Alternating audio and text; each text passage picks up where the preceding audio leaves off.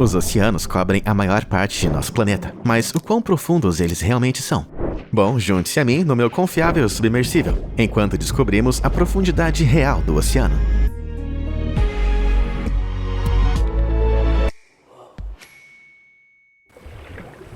Nossa jornada começa acima das ondas, ao nível do mar, e vamos começar mergulhando na água, entrando na zona epipelágica, que às vezes também é chamada de zona de luz do dia, devido à quantidade de luz solar que penetra na água. E é claro que muita luz solar significa muito verde. A cerca de 40 metros abaixo da superfície, começamos a ver enormes florestas de algas marinhas. Florestas subaquáticas de algas e algas marinhas não apenas fornecem alimentos e abrigo para todos os tipos de vida marinha, mas também são responsáveis por 70% de todo o oxigênio da Terra. Nos aventurando a apenas 6 metros de profundidade, estamos no ambiente perfeito para os corais. Embora os corais possam parecer vegetação rochosa, são na verdade um tipo de animal, relacionado às algas vivas. Estima-se que 500 bilhão de corais ao redor do mundo criem belos recifes coloridos que muitos peixes de águas rasas chamam de lar, como o peixe-palhaço e o peixe-borboleta. Mas a profundidade dessas águas pode torná-las perigosas. Predadores que mergulham como os pássaros, focas e até ursos polares podem chegar aqui. Então muitos peixes vêm aqui apenas para se alimentar antes de se aventurarem em águas mais profundas. Peixes como o atum, arenque e cavala tendem a passar bastante tempo no epipelágico. E coincidentemente, todos esses são peixes que nós humanos costumamos comer. A cerca de 60 metros de profundidade, encontramos o caranguejo real. Esses amiguinhos vivem na profundidade perfeita para serem recolhidos não apenas por humanos, mas também por alibutes, polvos e até mesmo lontras marinhas. Foi mal, pessoal. Vocês deviam ser menos saborosos. Mergulhando um pouco mais, a cerca de 80 metros, podemos avistar o caranguejo veludo, que são pequenos crustáceos incomuns, que batem seus apêndices para conseguir nadar embaixo d'água. Apesar da mobilidade extra, esses pequenos animais permanecem a poucas centenas de metros de casa. A 90 metros abaixo da superfície, encontramos os destroços do HMS Britannic, que era o navio irmão do Titanic, que afundou a 6 quilômetros da costa da ilha de Keia, em 1916. Apenas 3 anos depois do Titanic. Acho que isso aí é um mal de família. Agora, dos dois, o Britannic é de longe o naufrágio mais bem preservado, já que o imenso navio de 53.200 toneladas durou mais de 100 anos. E além disso, também é raso o suficiente para ser visitado. Na verdade, a grande maioria dos naufrágios não passa da zona epipelágica, frequentemente ficando presos em rochas ou em leitos marinhos rasos. A 137 metros de profundidade, atingimos a profundidade média de um mergulho de leão marinho, embora possam despencar até 275 metros. Ainda assim, esse mergulho médio é tão profundo quanto a altura das grandes pirâmides. A pouco mais de 150 metros, atingimos a profundidade ideal da icônica tartaruga verde. Essas criaturas majestosas chamam os níveis mais baixos da zona epipelágica de lar. Embora, como muitas criaturas marinhas, possam mergulhar muito mais fundo se quiserem. E caso façam isso, tem uma pequena chance de passar pelo incomum peixe-remo, que vive a uns 180 metros. Esses lendários peixes prateados têm corpos bem longos, achatados e semelhantes a cobras, e como você pode ver, podem atingir comprimentos impressionantes.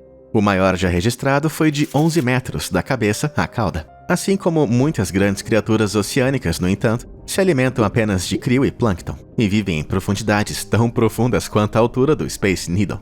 Agora, viajando para braças muito maiores, estamos chegando na zona mesopelágica, também conhecida como a zona do crepúsculo.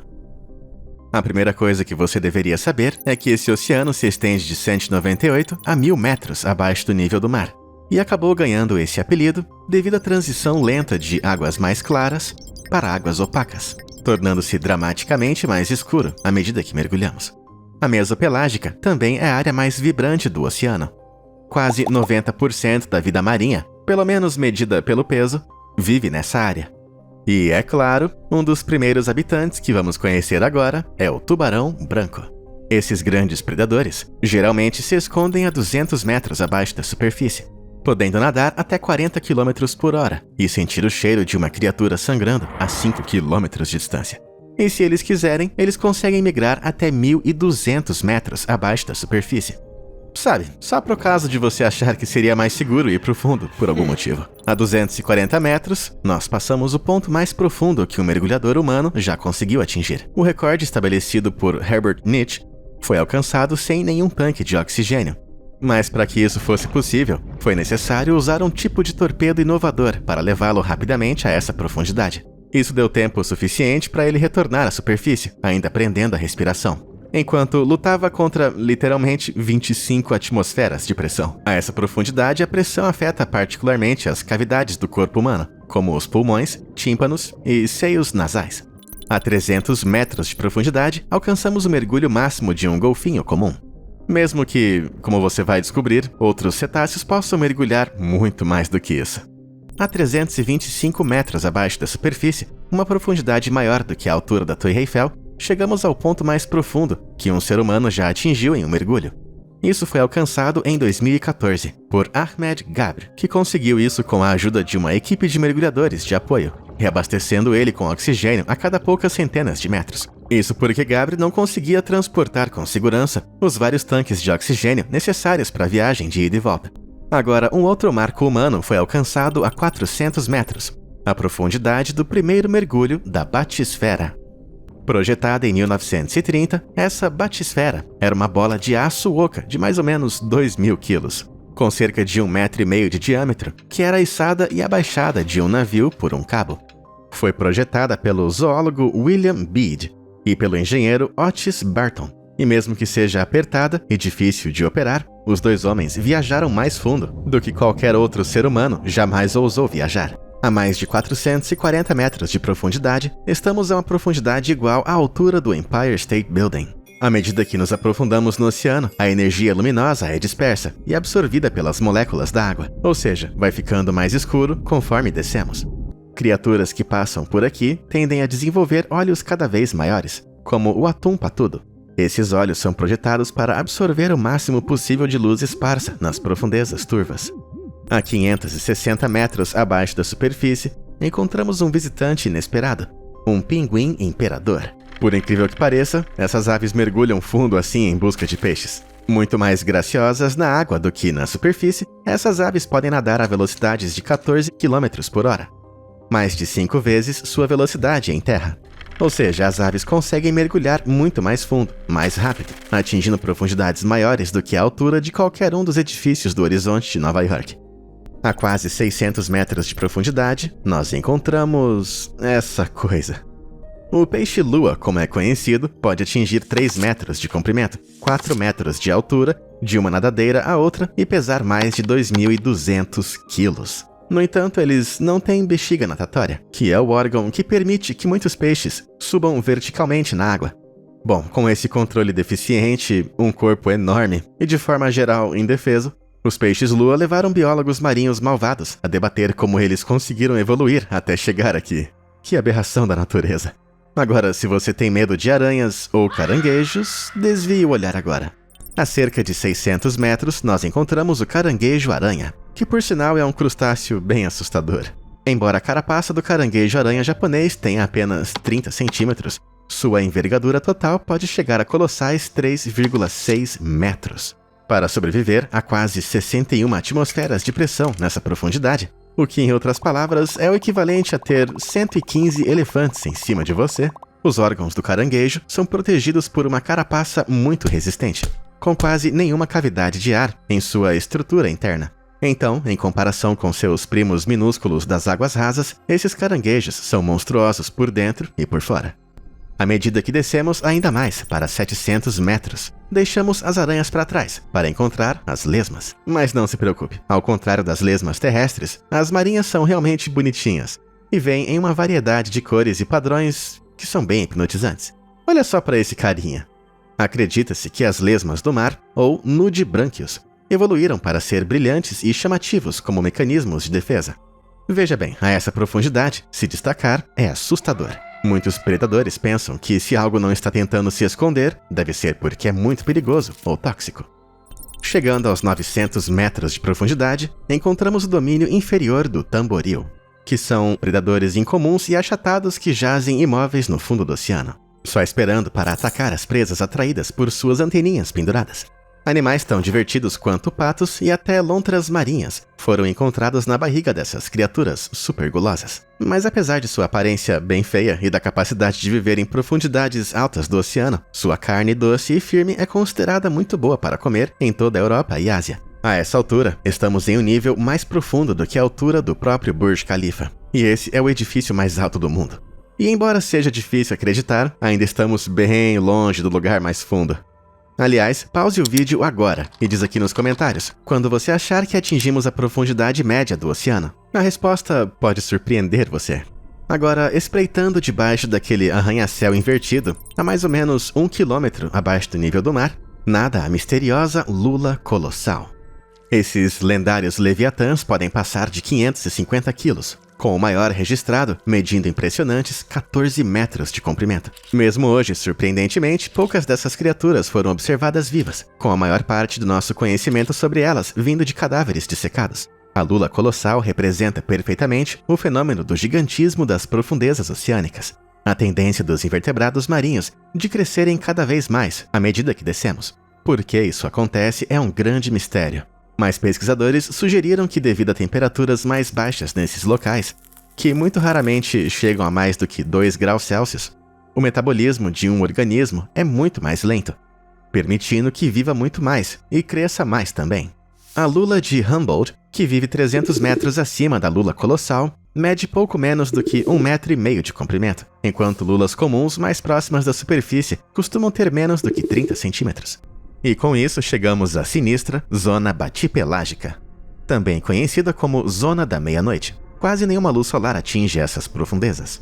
E isso acontece porque essa zona se estende de mais ou menos 1.000 a cerca de 4.000 metros abaixo da superfície. Para sobreviver na escuridão total, muitas criaturas nessas profundezas são bioluminescentes, ou seja, produzem suas próprias fontes de luz, como o assustador peixe pescador de águas profundas. Encontrados a cerca de 1.060 metros abaixo da superfície, esses peixes assustadoramente dentuços usam as iscas bioluminescentes em suas cabeças para atrair presas desavisadas. E assim que os peixes menores se aproximam o bastante, são despedaçados por aquelas bocas horrendas. Também exibem alguns dos hábitos reprodutivos mais estranhos do reino animal. Veja bem, enquanto as fêmeas podem crescer até 1,5 metro de comprimento, os machos geralmente têm o tamanho de moscas. Para acasalar, os machos mordem e se agarram às fêmeas, literalmente se dissolvendo lentamente nelas e fertilizando seus ovos nesse processo estranho. Caramba, isso realmente define o quão mais sinistra a situação é lá nas profundezas. A 1.150 metros de profundidade, a cerca de 115 atmosferas abaixo das ondas, encontramos o único e exclusivo rei dos memes, o peixe-gota. Mais precisamente chamado de Psychrolutis marcidius, você deve conhecer o peixe-gota por essa imagem lamentável, o que a faz parecer a criatura mais patética da Terra. No entanto, para defender o pobre peixe-gota, você deveria saber que essa imagem foi tirada depois que ele veio à superfície. Como muitos outros peixes de águas profundas, o corpo do peixe-gota resiste à pressão por meio de compostos, como o N-óxido de trimetilamina, ou apenas TMAO, para abreviar um pouco. Este produto químico forma fortes ligações com moléculas de água, permitindo que a pele e os órgãos resistam à pressão. O peixe-gota foi projetado para prosperar em águas com pressão superior a mais de 100 atmosferas. E assim como o peixe-lua, o peixe-gota não possui bexiga natatória, então não foi feito para altitudes elevadas, pois o seu corpo mole simplesmente desinfla acima da água. Aqui está um parente próximo, o escorpião, saudável e feliz em seu habitat natural. É claro que não é uma rainha da beleza, mas é mais digno do que isso. Agora, a translucidez se torna mais comum na vida marinha, conforme nos aventuramos mais fundo no oceano, devido à falta de luz solar, o que reduz a produção de melanina no corpo. A melanina é um dos compostos usados por peixes e mamíferos como nós para produzir a pigmentação na pele. Agora, a translucidez também é uma adaptação bem útil para evitar predadores. Uma exceção interessante a isso, no entanto, são criaturas com coloração vermelha. Isso ocorre porque o vermelho é a primeira cor a deixar o espectro visível nessas profundidades, o que significa que aqui embaixo uma criatura totalmente vermelha é quase tão boa quanto uma invisível.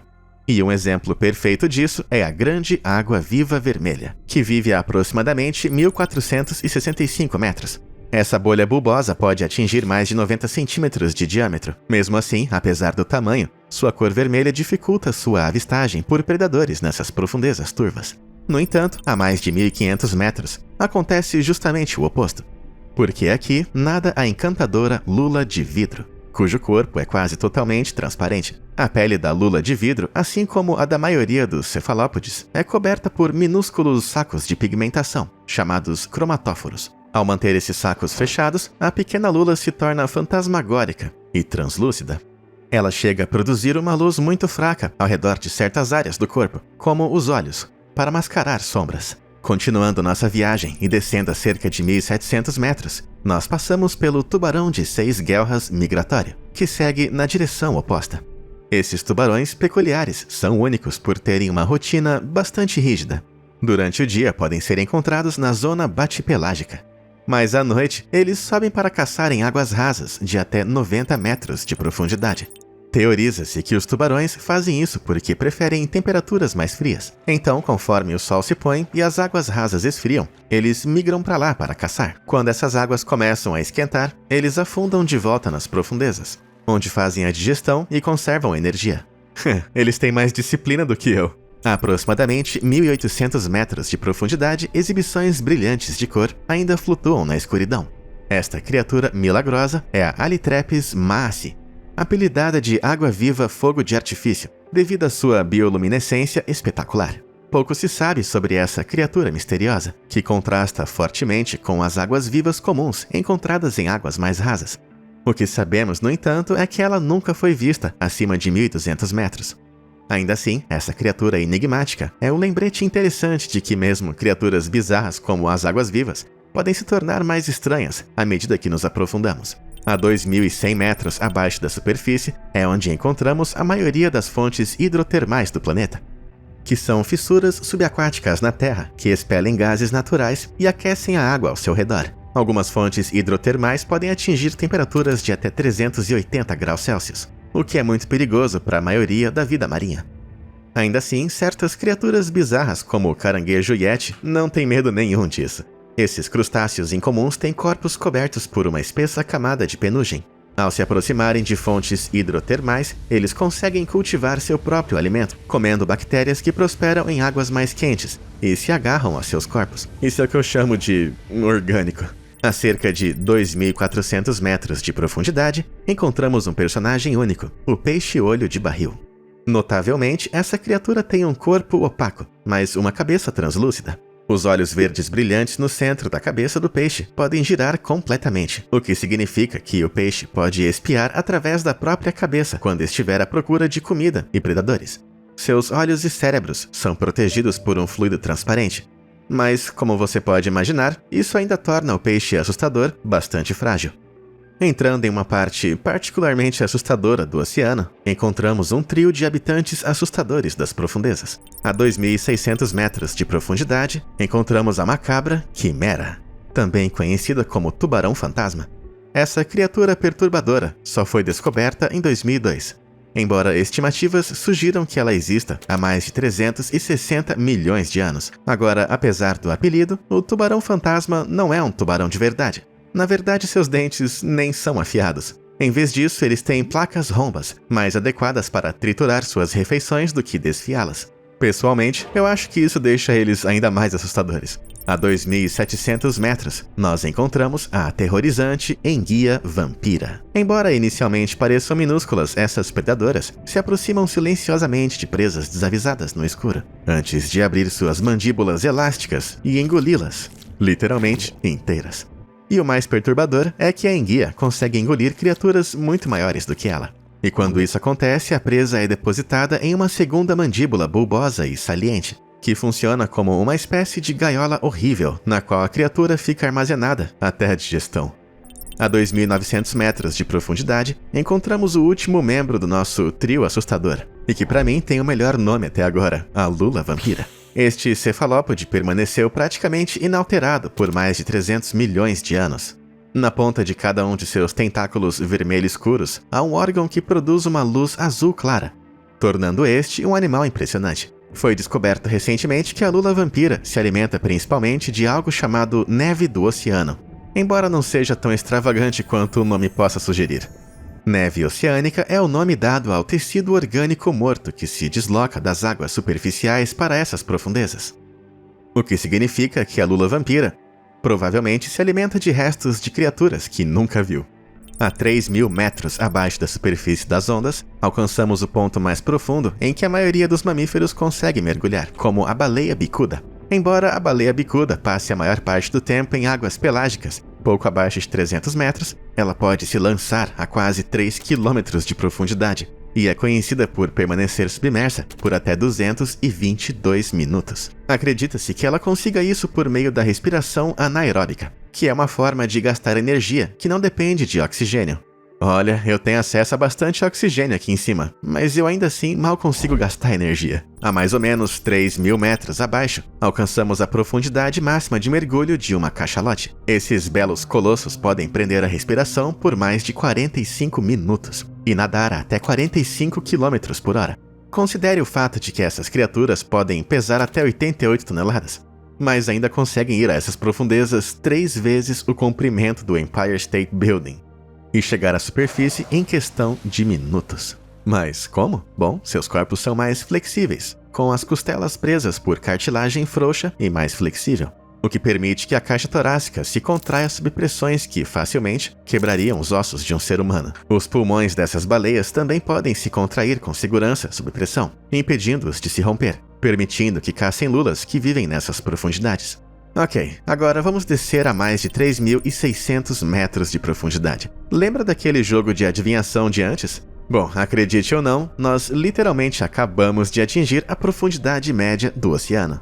Para você ter uma ideia, é tão profundo quanto toda a calçada da fama de Hollywood, só que direto para baixo. É loucura pensar que a gente acabou de atingir apenas a média, não é? Não chegamos nem nas trincheiras ainda.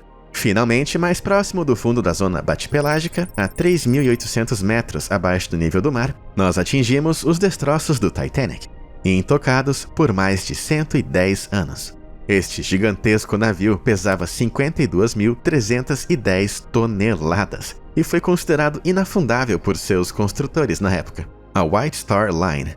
Mas como todos sabemos, infelizmente, isso não é verdade. Em 14 de abril de 1912, o Titanic atingiu um iceberg e afundou, despencando até as profundezas geladas que estamos agora. Dos 2.240 passageiros que estavam a bordo, apenas 706 deles sobreviveram. No entanto, pouquíssimos dos que pereceram teriam conseguido chegar ao local de descanso final e solitário do navio, já que a flutuabilidade natural do corpo humano é muito maior do que a de 52.000 toneladas de metal em que eles estavam. E acredite se quiser, podemos ir ainda mais fundo do que você imagina. Passando pelo Titanic em repouso, nós afundamos ainda mais. Começando a mais ou menos 4.000 metros de profundidade, nós chegamos à zona abissopelágica. Imagine todo o Daytona International Speedway, só que estendido em linha reta, descendo direto. E você vai ter uma ideia de onde essas águas começam. Viajando pela zona abissopelágica, você não só experimentaria mais de 400 atmosferas de pressão sobre seu corpo, mas também águas congelantes e a falta completa de luz que não chega a essas partes. No entanto, apesar dessas condições quase inabitáveis, a vida ainda assim encontra um caminho. Eu não o culparia por imaginar que as criaturas que vivem nessas águas são monstros horríveis, mas nosso primeiro visitante é na verdade bem fofo. Em algum lugar a cerca de 4.200 metros, encontramos o adorável polvo Dumbo. Essas criaturas recebem esse nome devido às suas duas nadadeiras, perto do topo da cabeça, que servem para ajudá-los a nadar melhor. Assim como o próprio elefante Dumbo bate as orelhas para voar. E eles precisam dessa mobilidade extra, porque os polvos Dumbo não têm os mesmos sacos de tinta de muitos outros polvos. Isso ocorre porque é a razão pela qual a maioria das criaturas produz tinta é para se esconder enquanto fogem. Mas na zona abissopelágica já é tão escuro que a tinta não ajudaria em praticamente nada. A 4.500 metros, nós podemos encontrar o excêntrico porco do mar. Essas estranhas criaturas parecem mais com vermes, que quase desafiam categorização. Embora tecnicamente sejam pepinos do mar, eles desenvolveram a capacidade de bater cada extremidade de seus corpos ondulantes para planar na água. Ah, e eu não recomendo isso para o jantar. Apesar do nome, pepinos do mar são simplesmente animais marinhos, e não vegetais para conserva. Mesmo que você quisesse, essas criaturas etéreas são tão frágeis que, sem a pressão a que se adaptaram aqui embaixo, literalmente iriam se desintegrar se trazidas à superfície. A cerca de 5 quilômetros de profundidade, vive o excêntrico peixe tripé. Esse pequeno peixe tem 3 longas barbatanas parecidas a pernas de pau, que podem ser apoiadas no fundo do oceano. Ou seja, o peixe tripé não é apenas um dos poucos peixes capazes de ficar em pé, mas também uma das poucas criaturas na Terra que poderia-se dizer que é tripedal, ou seja, que tem 3 pernas. Essas pernas de pau podem crescer até 1 metro de comprimento. Impressionante, considerando que o pequeno peixe tem apenas 30 centímetros. Acredita-se que ele se apoie nessas pernas para conservar energia. Perto do fundo do mar, a corrente praticamente não existe, mas a poucos metros do chão, o peixe está perfeitamente posicionado para que pequenos camarões e outras formas de vida sejam arrastadas pela correnteza até chegar em sua boca. Respeito a esse preguiçoso. Ainda assim, a região abissopelágica não é a última região do oceano que vamos visitar nesse vídeo, pois a seguir temos a Zona Adal, nomeada em homenagem ao governante do submundo grego, Hades.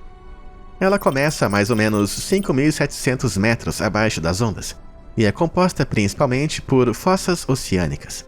As criaturas que vivem nessas profundezas tendem a ser simples, como um quíton, um pequeno molusco que vive em rochas. Mas uma exceção a isso, encontrada a 7.100 metros de profundidade, são as milagrosas águas-vivas de Pente. As criaturas parecem mais naves alienígenas do que animais vivos, e apesar do nome, não são realmente águas-vivas.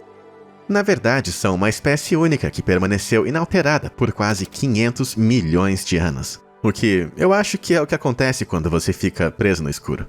A mais ou menos 7.500 metros de profundidade, finalmente encontramos a famosa Fossa das Marianas. Essa é a entrada para o abismo mais profundo do oceano, e foi aonde os exploradores Don Walsh e Jacques Piccard se encontraram em 23 de janeiro de 1960. Assim como nós, os homens queriam saber a verdadeira profundidade do oceano, então decidiram reunir uma equipe de pesquisa e criaram sua batisfera, a Trieste, que tinha cerca de 15 metros de comprimento e 3,30 metros de largura. Porém, os 2 homens precisavam permanecer em uma pequena esfera de pressão durante todo o mergulho. Então os 2 viajaram lá para baixo, passando pelo epipelágico, passando pelo mesopelágico, passando pelo batipelágico, rumo ao abismo, e finalmente em direção às trincheiras. Apenas 12 pessoas na história caminharam na Lua, mas até hoje, apenas 3 humanos se aventuraram até o ponto mais profundo do fundo do mar, conhecido como Depressão Challenger. A 8.865 metros, os homens estavam mais fundo do que a altura do Monte Everest. Então, a 9.750 metros, uma janela se abriu sob as 969 atmosferas de pressão. Sabendo que era tarde demais para voltar, os homens decidiram continuar descendo. Depois de 4 horas e 47 minutos, eles conseguiram. A 10.865 metros, literalmente mais do que 10 quilômetros, e a 1.086 atmosferas de pressão, o Trieste se estabeleceu bem no fundo da Depressão Challenger. Eles conseguiram isso apenas 30 anos após a invenção da primeira batisfera em 1929. E humanos não voltariam aqui por mais 52 anos. Ao longo desse vídeo, eu usei edifícios, rodovias e montanhas para contextualizar a profundidade do oceano. Mas a 10.800 metros, no entanto, agora não existe mais nada que eu possa usar para comparar. Então, o quão fundo realmente é o oceano? Bom, não existe nada mais fundo.